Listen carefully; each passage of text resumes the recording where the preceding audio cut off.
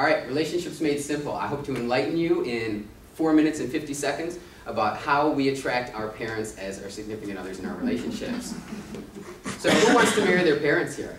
I don't think, no? Oh, that's a downward sum. Okay, I don't think anybody wants to marry their parents, but unfortunately that's what we attract when we look at the personality types that we attract in relationships. So what I'm going to do is I'm going to show you why we attract those type of people in relationships. So no one here raised their hand, but typically we all do in relationships. I see it all the time. So in order to help you understand a little bit better why this happens, because when we start out, we are trained by our parents on how to give love, how to receive love, how to get appreciation, and how not to. So unfortunately, we're trained just like we are in everything in life, by our parents, by our friends, by our teachers, by anyone else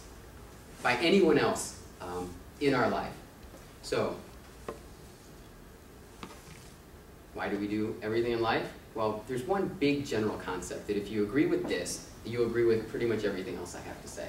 So if we can whittle everything down to one point, we do everything for love. If you believe me or not, it doesn't matter. We do it for love.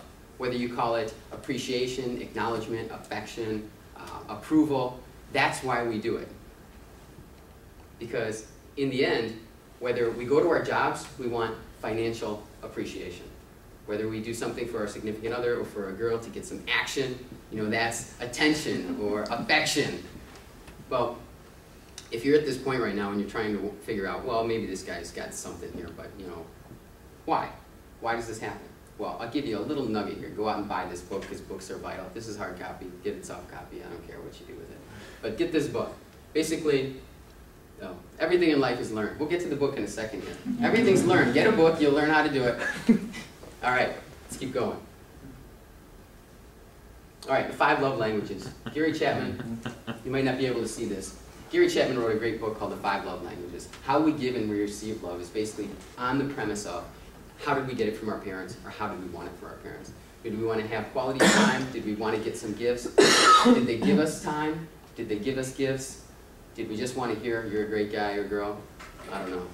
So, the biggest complaint from your significant other or any partner in your life is typically the source of the greatest amount of pain. So if somebody says, you don't spend enough time with me, or you're always out with your boys, or you never do this, always and never, key indicator, bing, we got a problem here. So, you need to understand what your own primary love language is. Is it physical touch? Most guys in this room will say, yeah. All right, physical touch, that's how we like. Unfortunately, we don't get that as much as we want. Now, we need to be a super sleuth here, like Mr. Sherlock Holmes. When we hear our significant other or a girl or, you know, guy, I don't care what preference you have, what is the hidden desire behind the complaint? Well, it's probably something to do with a love language that's not being fully embraced. These are needs. If we don't get our needs met, we're not going to be any good to anyone at any time because we're needy. Nobody's going to want us. All right.